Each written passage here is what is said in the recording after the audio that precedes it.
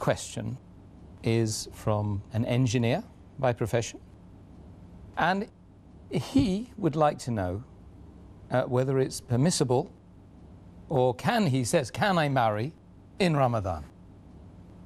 As far as marrying in the month of Ramadan is concerned, there is no text in the Quran or any Sahih Hadith which I know where it is forbidden to marry in the month of Ramadan. A person can marry in any month of the year.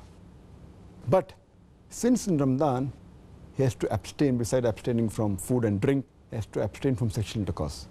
So it depends upon him that when he marries in the month of Ramadan, the lady he marries is a new wife.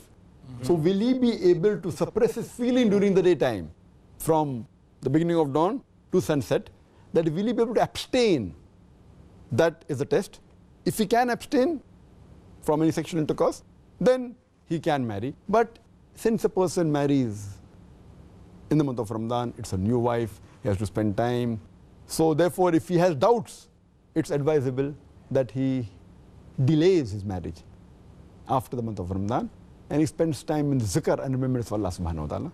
But per se, marrying in the month of Ramadan is not haram.